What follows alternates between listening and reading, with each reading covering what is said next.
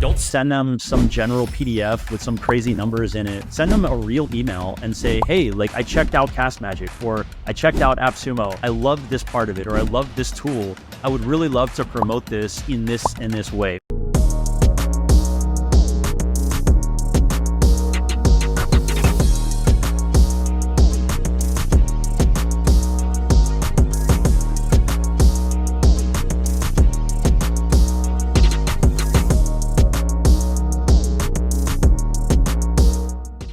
All right, we're here at uploading, and today we have Nick. So, Nick, as you know, and as everyone that's tuning in knows, brand deals can be an absolute pain in the butt. And for most creators, this is their number one source of income. And so, at the same time, that is why it also can be a huge pain in the butt. The process of reaching out to brands, negotiating deals, and then creating long-term relationships with brands can be a task of itself. And so this is why today we're here with Nick Christensen, head of marketing at AppSumo, an eight-figure company founded by Noah Kagan. And so Nick is an expert in influencer, affiliate, paid marketing, and really everything along those lines with community and everything else. So today we're going to be talking about how to get brand deals, how to make good money from them, the biggest mistakes creators make when negotiating with a brand, and what brands look for. So, Nick, take it away. Expand on that intro a little bit more. Did I nail it? What else are you up to on your daily and at AppSumo? You nailed it, man. You nailed it. Thank you guys so much for having me on. And yeah, I've been at AppSumo for almost 7 years now. Started as like sixth or seventh employee, and I have over 100 now. But it's been an amazing ride, and I've learned a lot, especially from Noah and the rest of the network in Austin, where we're based, and it's been amazing to help and connect with people like you guys.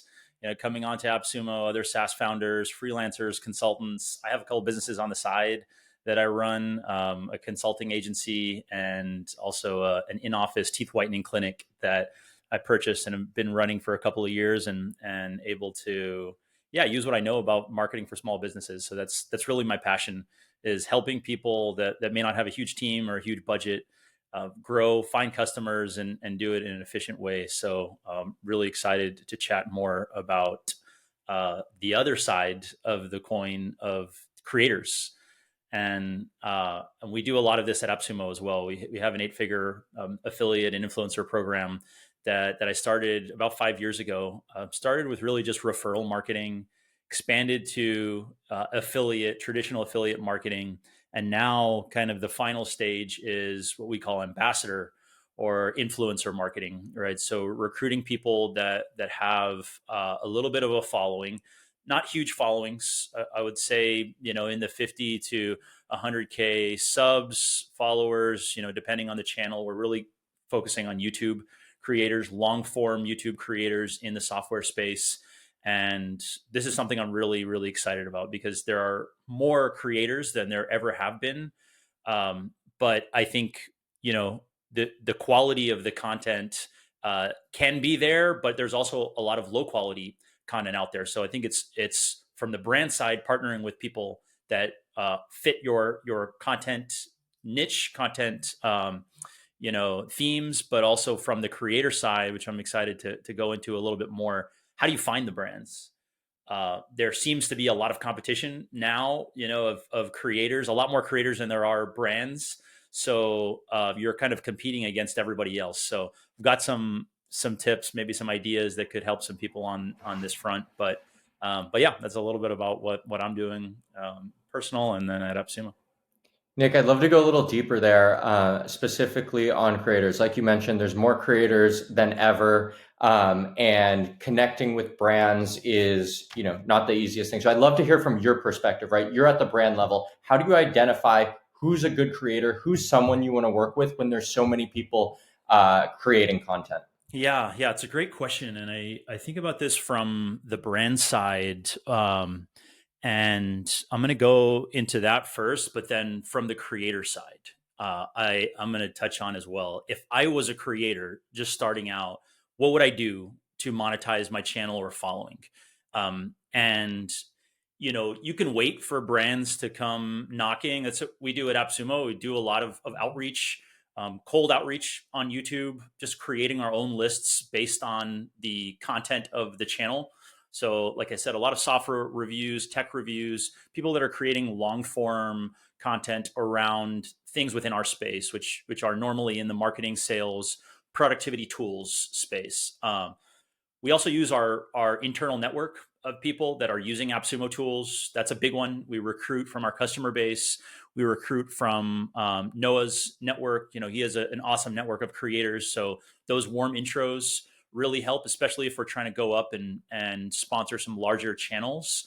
And I feel like that's all kind of basic stuff. Everybody is doing this. They may not have the access to the network that I mentioned, but this is all stuff that you should be doing as a brand. But from the creator perspective, like, do you just wait around for somebody to come and sponsor your channel, especially if you only have maybe 10, 20,000 subs or followers? It's like, that's not what I would do.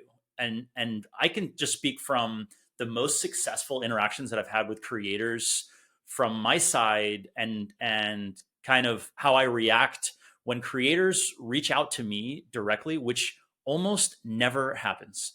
And I think this is insane of why creators are not doing this more. If you're starting out and you have, let's say, 5, 10,000 subs on your channel, I would look at your content and build a list of brands that you love or use. And this could be software companies, it could be, e-com, whatever it is you love and you use, and then also your audience would love. Build a list of like 50 of those brands, right? Create a quick Loom video on how you would promote their product. This has happened to me maybe 3 or 4 times, very, very few times. They email me and they're like, hey, I love AppSumo. I just use product X, whatever. Here's how I would promote it. Would you be down for some kind of partnership? Every single time I'm like, yes, this is awesome. Like, let's do it.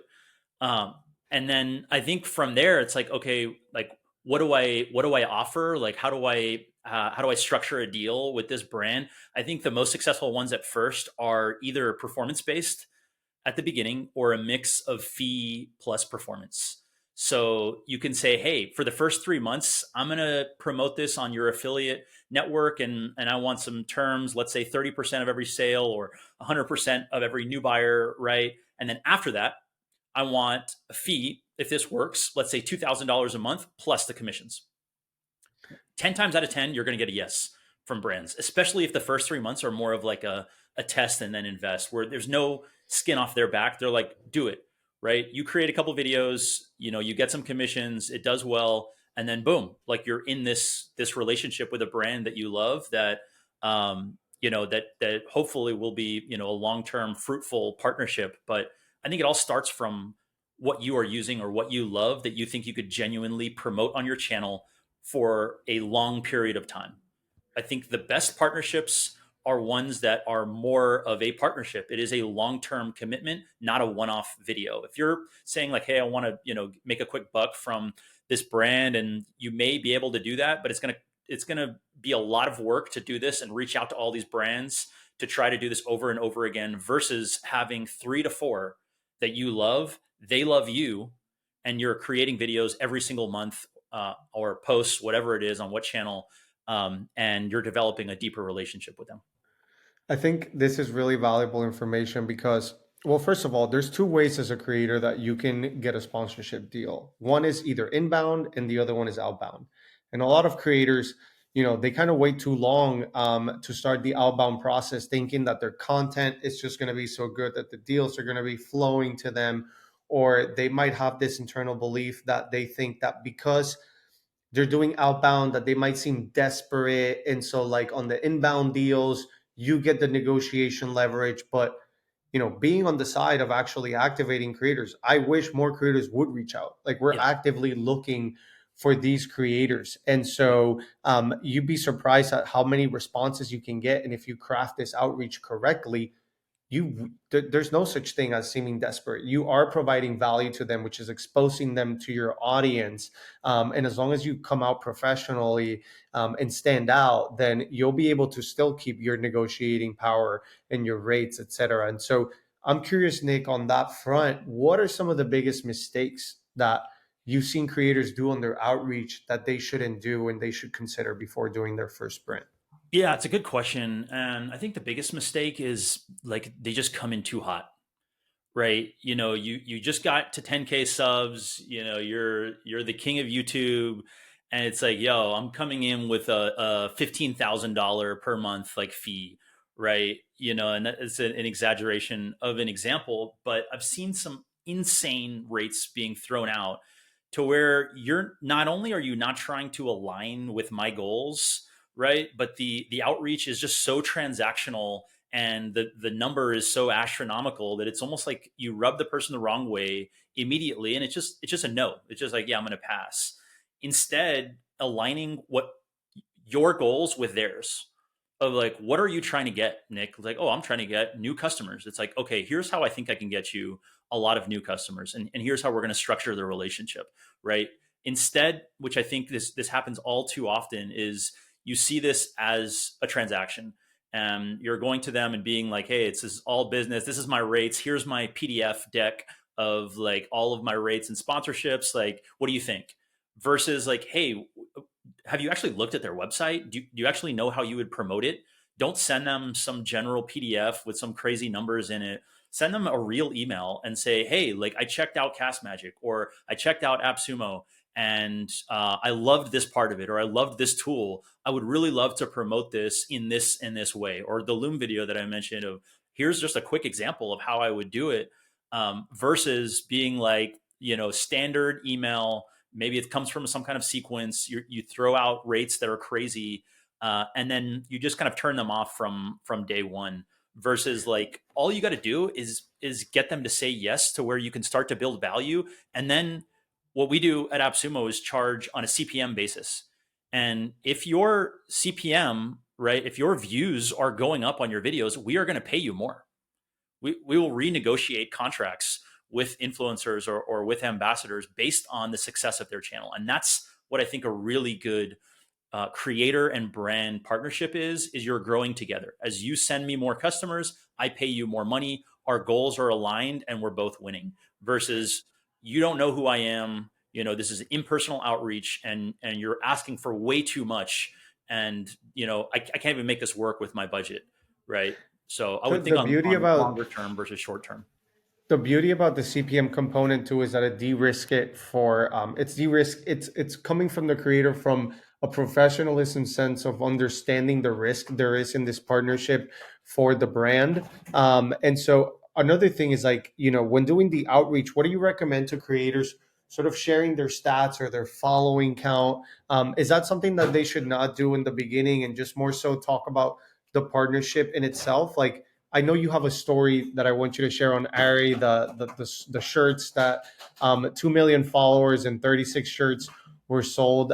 You put something out about that, so I'm curious on your take on like follower count versus success of partnership. Yeah, I think if you've got the followers and you've got the engagement, I think that's something that you can tout. But I think it's almost like cart before the horse. Like, if you don't have that and you're trying to monetize your channel, or you're just trying to get some funds so you can keep this going, like, you're not trying to make any money, you're just trying to like pay for editing or pay for a new camera, whatever it is, then I think that that it's really key to first, if you've got the follower counts and you've got the views, like I said, what are the advertisers looking for? What are the brands looking for? Well, I'm looking for good engagement, not just views.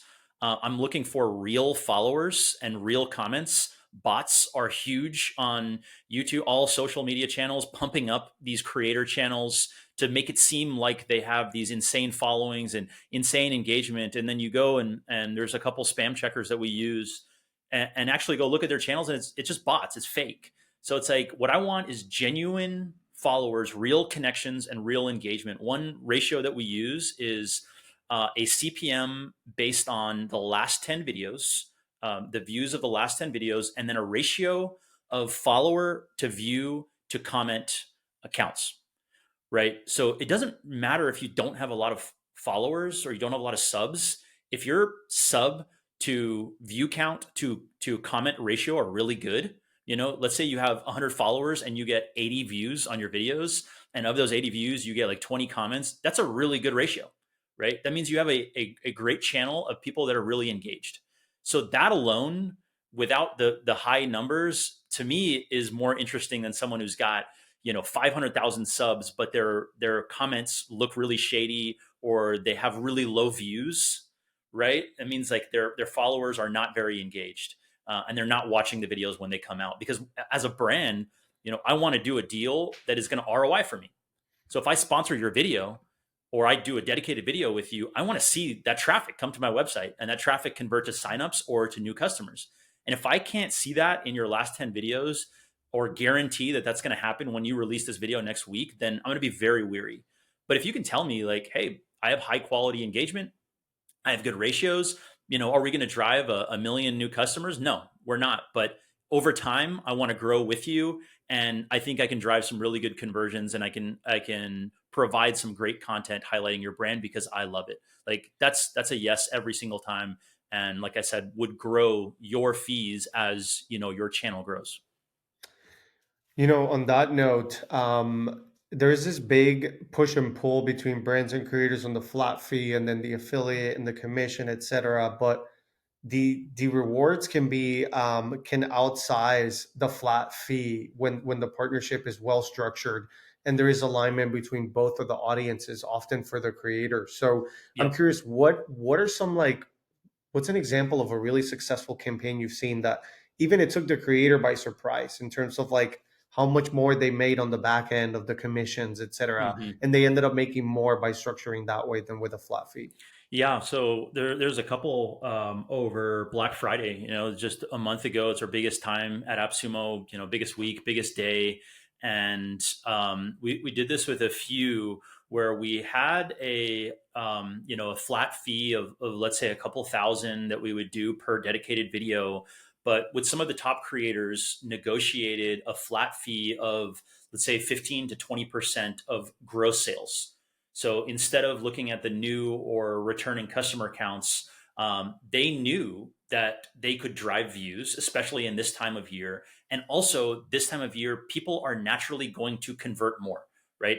People are conditioned to buy during Black Friday. And so, if I was a creator, I would go really hard on Black Friday, lowering my fee amount and increasing the commission amount of saying, I think if there's any time for me to do this and like adjust my ratios, this is it. And so we had a couple creators that had videos that went viral, 300,000 views on a product that they reviewed on AppSumo and sent a bunch of customers and, had like 5-figure payout days that were from one video. And for me, that upside is what I'm looking for as an advertiser, as a brand of like, who can I really work with that, yes, they've got solid video views, they've got solid, ratios, let's say. But if they do really well, maybe 1 in 10 or 1 in 5, I have the opportunity to outsize my return. And that for me is, the ultimate marketing metric, which is marketing efficiency, or, to use a fancy acronym, LTV to CAC is how we track all of our paid returns at AppSumo. The LTV meaning the customer profit that I'm getting from them, the CAC being how much I'm paying to get that customer. For influencers, it would be the $2,000 of fee plus the commission. And then if they're sending me a bunch of these customers, the CAC is going to be very, very low, right? On a $2,000 spend, and let's say only 15% of the commission. But my LTV on all of these customers, especially during Black Friday, high AOVs, I know that they're going to repurchase, is going to be really, really high. And so that's how we measure success. That's what I would do if I was a creator, is like, where can I really hit like a viral video where I know people will purchase? Like Black Friday is a great one. Or if they have internal sales, we have Sumo Day in the summer that happens kind of like our own sale event. And we have a lot of really good deals. If you see an offer on a brand's website that you think you can promote and you think people will buy on, jump on it and negotiate a deal with them that has a really big upside on the commission kicker. You could even do tiers, which we've done before. If your video gets 10,000 views, 50,000 views, 100,000 views, I want more of the commission, right? And Or that I case want more of study the is fee. going to change your media kit forever. Exactly. So I want to take this a step further, and let's say I'm a creator tuning in, pen to paper. Like, how do I actually put my rate together?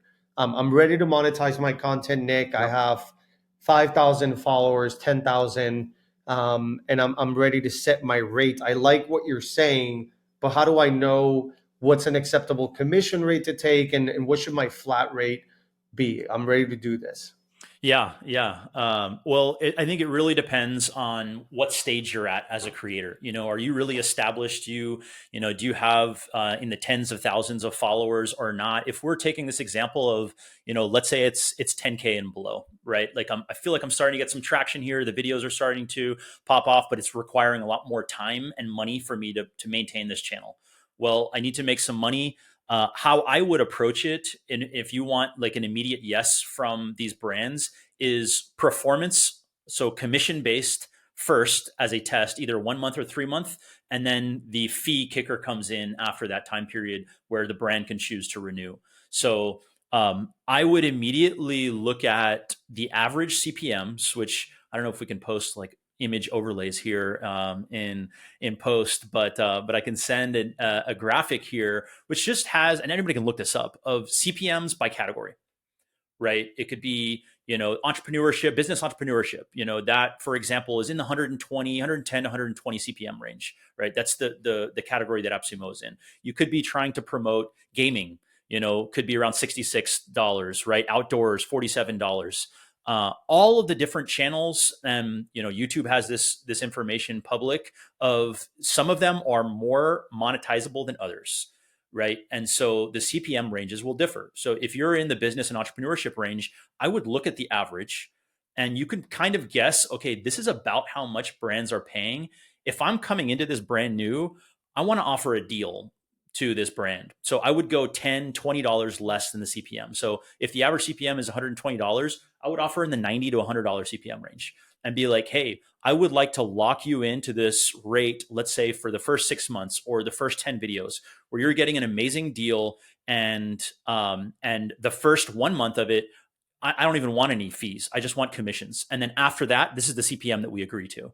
And it's so risk free on both sides because I have 1 month, which maybe a couple of videos. You're not really putting in a ton of work, but the upside is if it works, the brand will be like, I want to invest in this creator, and you can sign a 6 month or a 12 month agreement with them at the CPM that you want. And maybe even the kicker of, if videos go viral, I get a bigger CPM or a bigger payout. And then as my channel grows, like I said, the CPM that is locked in, let's say at $110, $120, you're going to get more money as more views come onto your channel. And so I really would look at what would be a no-brainer for the brand.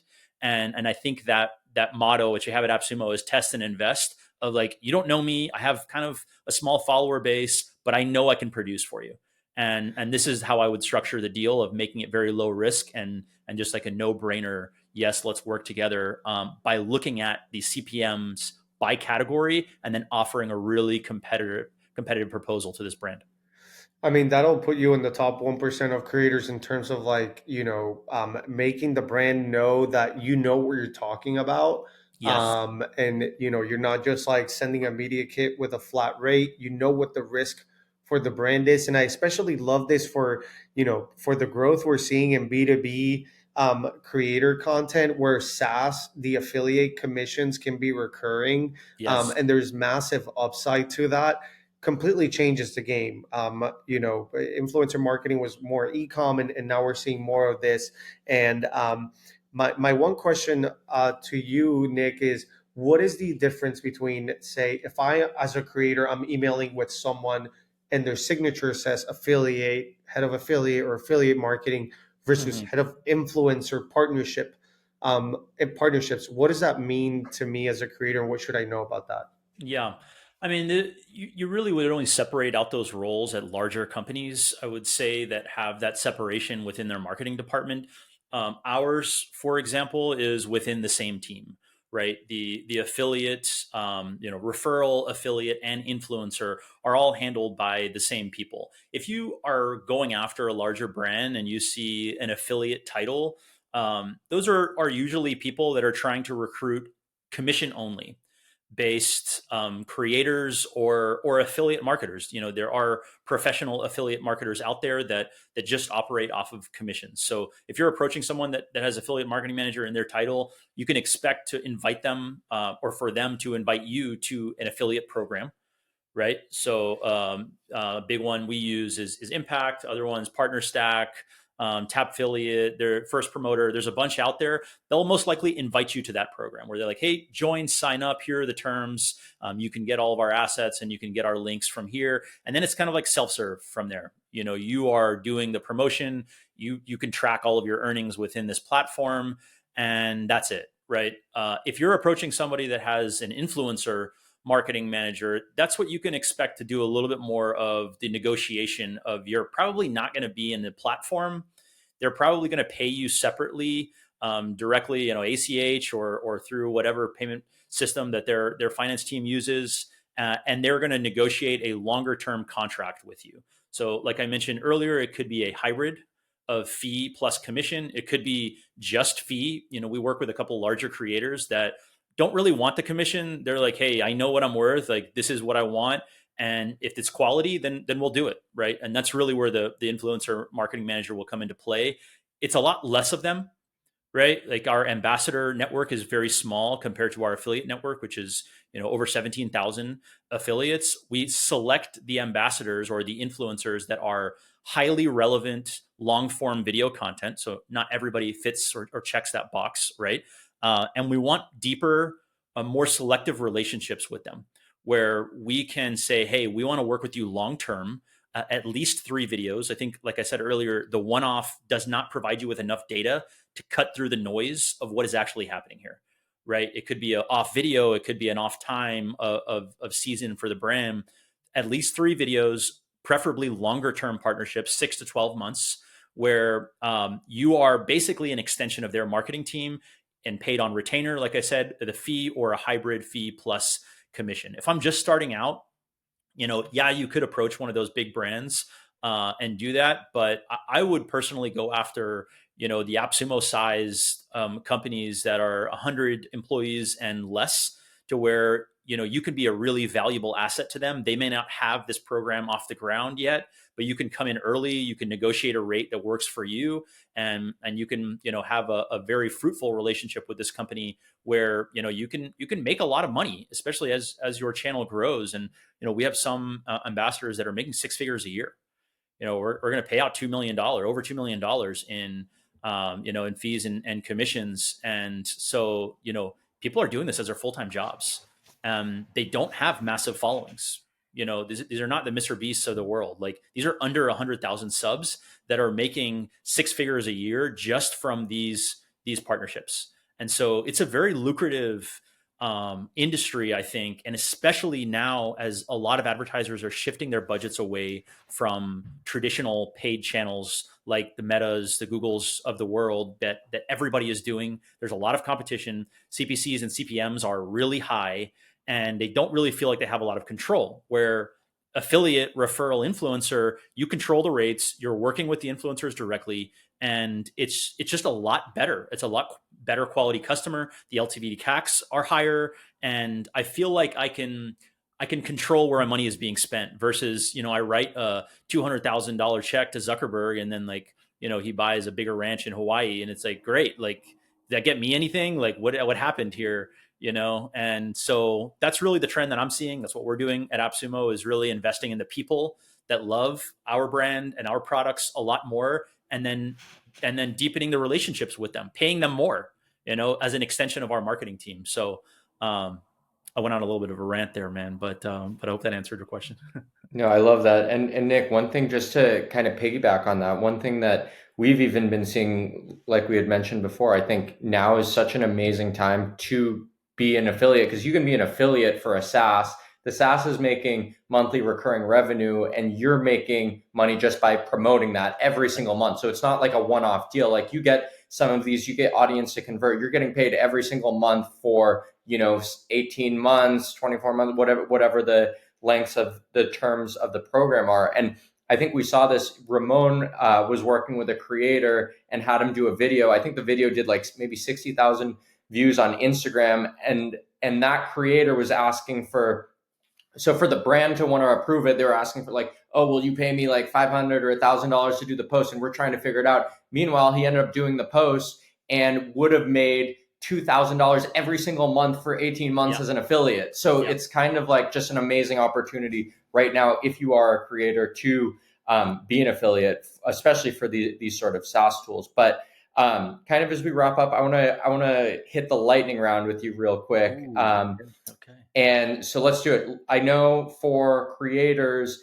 having people who create great content can be a great way for them to like learn and understand who's doing it really well. So that's going to be kind of the theme of today's lightning round, is like creators that are doing things really well. So let's go rapid fire right through it. So who is the creator that you admire the most and why? Good question. A couple come to mind. I would say the one that I think I admire the most is Justin Welsh. Probably one of my favorite Twitter follows. Another one is Dan Coe.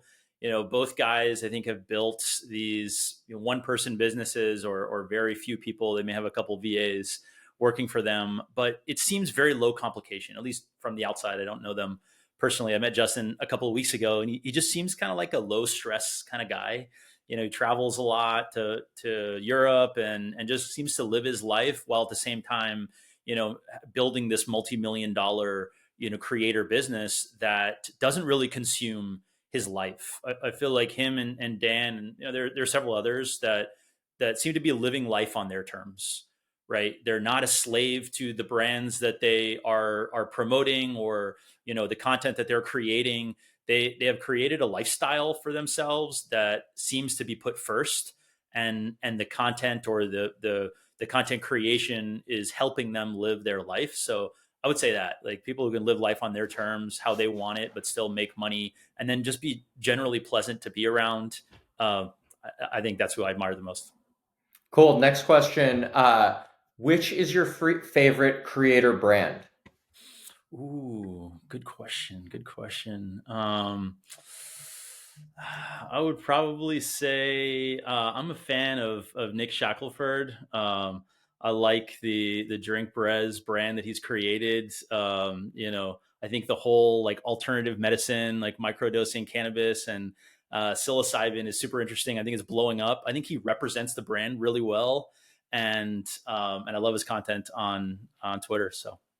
Sweet. Next one. If you had 0 followers, which social media network would you choose to grow the fastest? Yeah, that's a good one. I would say probably LinkedIn. I think the best marketing channels in general are where other people are not.